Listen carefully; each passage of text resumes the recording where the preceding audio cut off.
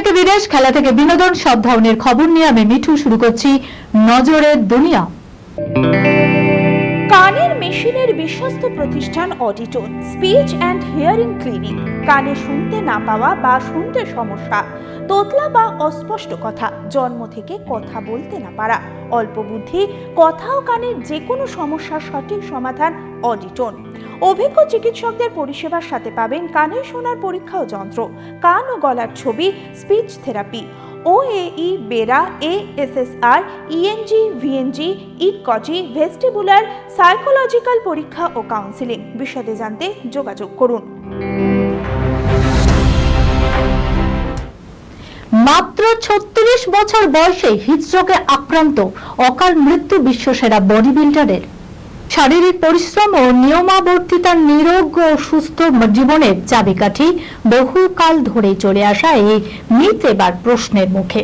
সাম্প্রতিক সময়ে বিশ্বব্যাপী ভয়াবহভাবে বেড়েছে হৃদরোগে আক্রান্ত হয়ে মৃত্যুর হার। সেই তালিকায় যুক্ত হলেন বিশ্ববিখ্যাত বডি বিল্ডার ইলিয়া ইয়েফিমচেক। মাত্র 36 বছর বয়সে হৃদরোগে আক্রান্ত হয়েছেন তিনি। এ ঘটনায় স্বাভাবিকভাবে উদ্বিগ্ন চিকিৎসকরা।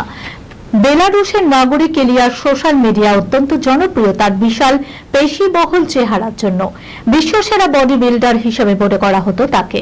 গত 6 সেপ্টেম্বর হৃদরোগে আক্রান্ত হয়ে হাসপাতালে ভর্তি হন তিনি। এরপর চলে যান কোমায়। গত কয়েকদিন ধরে চিকিৎসা চলার পর অবশেষে 11 সেপ্টেম্বর প্রাণ হারান ইলিয়া। তার মৃত্যুতে শোকস্তব্ধ তার ভক্তকুল। পুতিনকে আমেরিকার ওপর হামলা করবেন প্রশ্ন শুনে বাইডেন কি বললেন দেখুন। এক ব্রিটিশ সাংবাদিক প্রশ্ন করেছিলেন ভ্লাদিমির পুতিনের পশ্চিমের বিরুদ্ধে যুদ্ধের হুঁশিয়ারি প্রসঙ্গে, আর তাতেই মেজাজ হারালেন মার্কিন প্রেসিডেন্ট জো বাইডেন। বললেন, আমি যতক্ষণ কথা বলছি আপনি চুপ করে থাকুন। ঠিক কি বলেছিলেন পুতিন? সম্প্রতি রুশ প্রেসিডেন্ট বলেছিলেন যদি পশ্চিম ইউক্রেনকে রাশিয়ার হামলা করার জন্য পশ্চিমী দূরপাল্লার ক্ষেপণাস্ত্র ব্যবহারের অনুমতি দেয়, তার মানে তারা সরাসরি যুদ্ধে নেমে পড়েছে, আর তাহলে যুদ্ধের চরিত্রটাই বদলে যাবে। সেক্ষেত্রে বাধ্য হয়ে সিদ্ধান্ত নিতে হবে রাশিয়াকে। তার কথা থেকে পরিষ্কার তিনি পশ্চিমী বিশ্বের সঙ্গে সরাসরি লড়াইয়ের ইঙ্গিতই করেছেন। সালমানের হাতে হীরের খনি, ঘড়িতে 714টি হীরক খণ্ড। দাম জানলে আটকে উঠবেন আপনিও। দেখুন, সাধারণত সাদামাটা পোশাকেই দেখা যায় সালমান খানকে, তবে ভাইজানের হাতঘড়ির প্রতি সক্ষতার কথা অনেকেরই জানা। এবার খ্যাতনামা আন্তর্জাতিক সংস্থা জেকব অ্যান্ড কোম্পানির এক বিশেষ হাতঘড়িতে দেখা গেল সালমান খানকে, যে ঘড়িতে নিখুঁতভাবে বসানো 714টি হীরক খণ্ড। ডিজাইনও এমন অদ্ভুত যে দেখে মনে হয় অলংকার। রিসলেট ঘড়ির বিষয়ে বরাবরই শৌখিন সালমান। তার সংগ্রহেও বিশ্বের বিভিন্ন বিখ্যাত সংস্থার হাতঘড়ির সংখ্যা নেহাতি কম নয়। তবে এবার আলাদাই চমক দিলেন বলিউড সুপারস্টার।